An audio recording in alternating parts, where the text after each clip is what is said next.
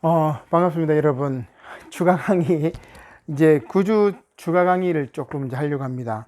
구주 추가 강의가 한 36분 정도가, 구주가 제일 좀 강의가 시간이 제일 짧았어요. 왜냐하면 소시르 강의 파워포인트로 한 56분 정도 이렇게 했기 때문에, 그 추가 강의가 필요해요. 그래서 오늘, 구주 추가 강의는 우리 교수계획표에 나와 있는 것처럼 교수계획표에 보니까 10주차에 게임 두 번째 시간에 게임에 대한 이야기입니다. 이제 그 이후에는 이제 11주, 12주, 13주, 14주 교수계획표들을 이제 진행을 하면 될 것 같아요.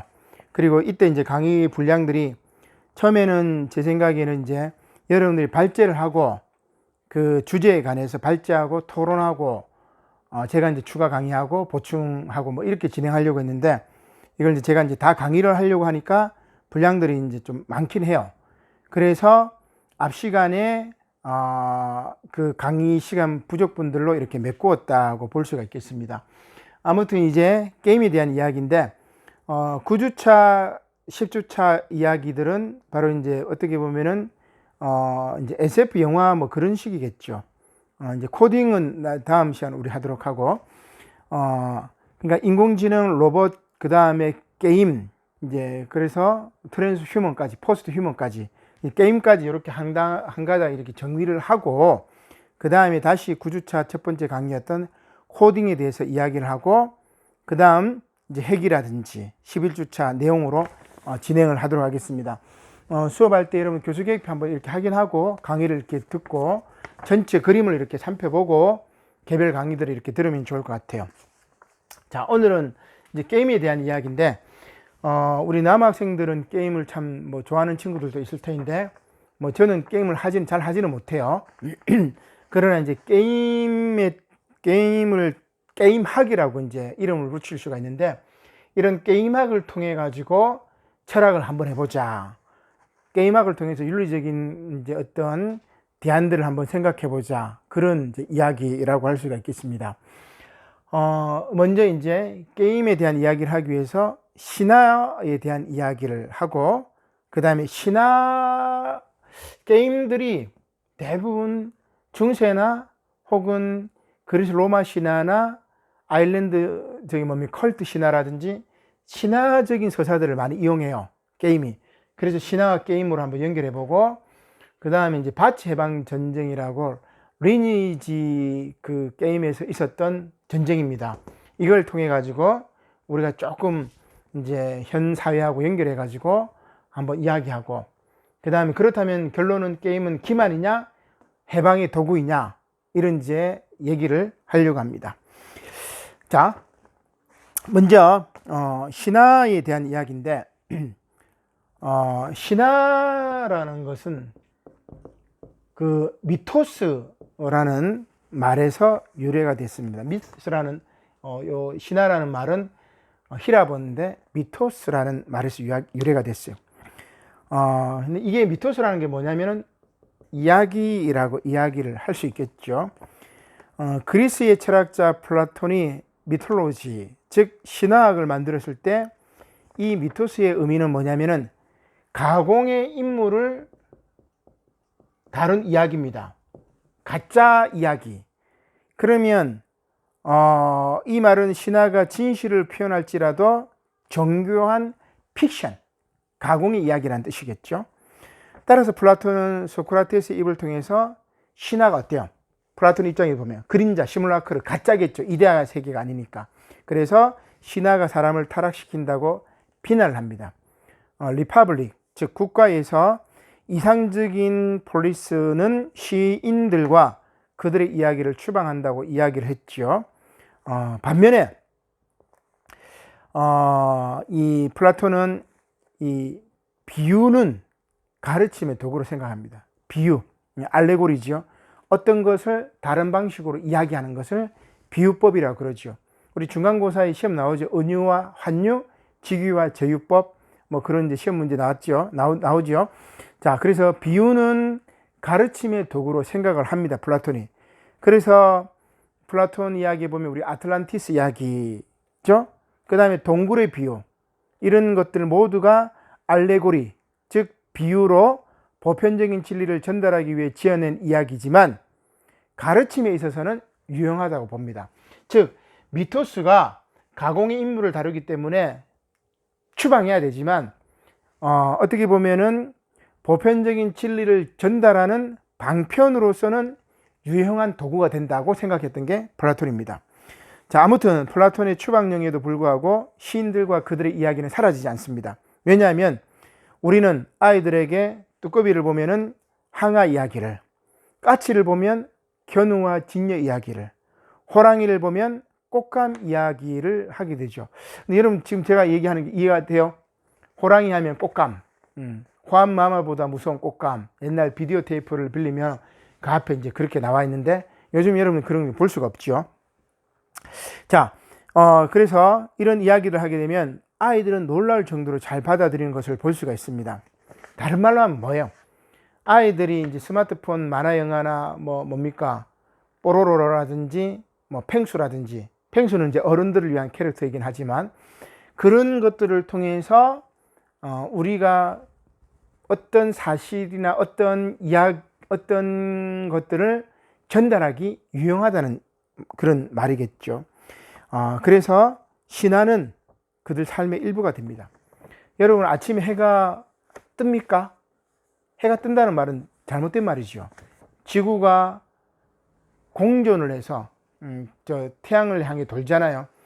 그리고 자전을 해서, 그래서 해가 뜨는 것처럼 보이지 실제로 해가 뜨진 않아요. 지구가 태양 주위를 돈단 말이야. 혹은 지구 자체가 돌기 때문에. 그러나 우리는 해가 뜬다고 얘기를 하죠. 표현을 그렇게 하죠. 신화적인 표현이란 말이에요. 과학적인 표현으로는 말이 되지 않죠.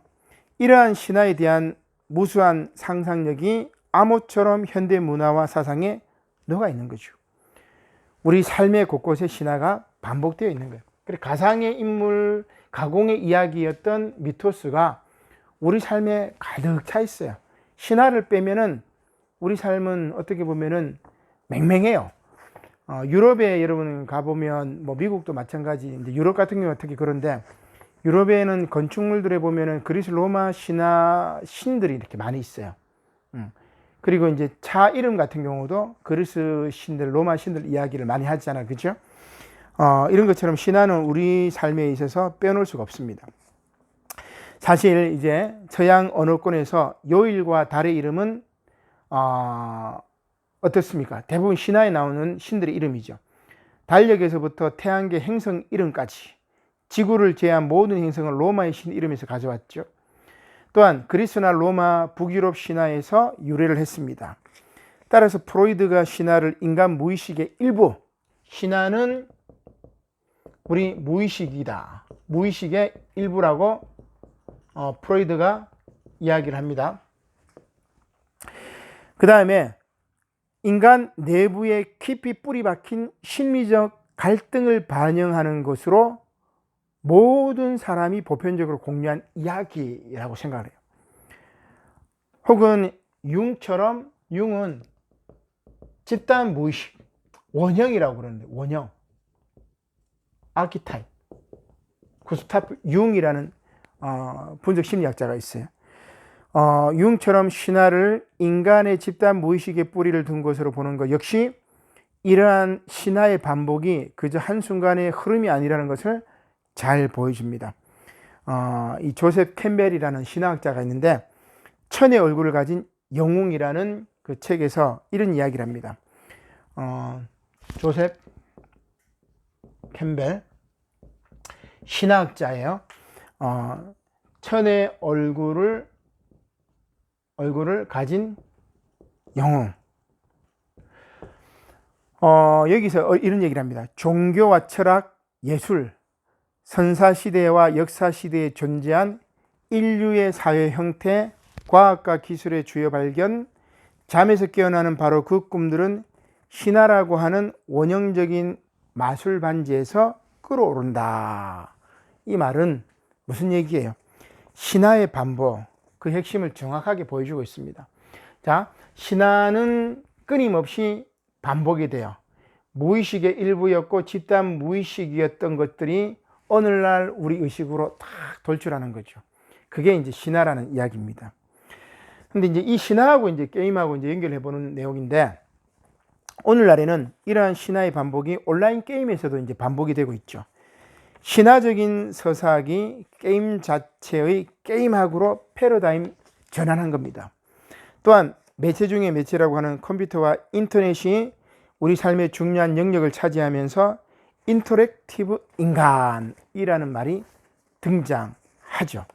호모사피엔스라는 말로 표시되는 종래의 지혜로운 인간에서 인터랙티브, 상호작용성을 통한 관계적 존재, 그죠?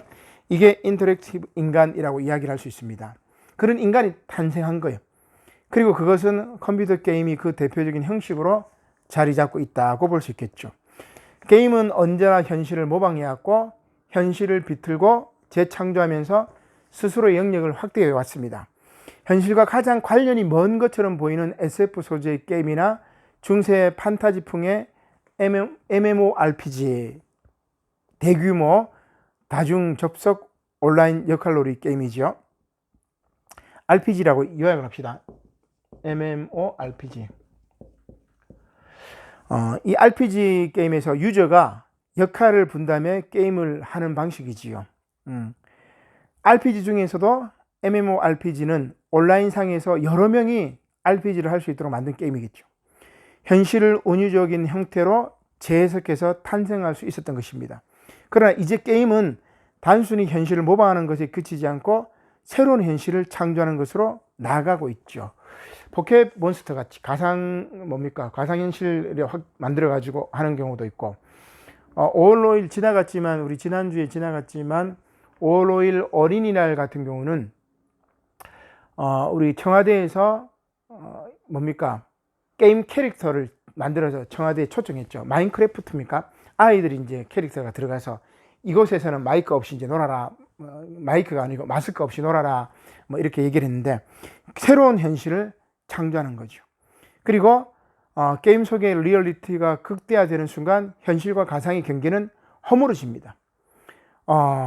이게 이제 뭐냐면 바츠 해방 전쟁이에요. 다음 시간에 하도록 합시다.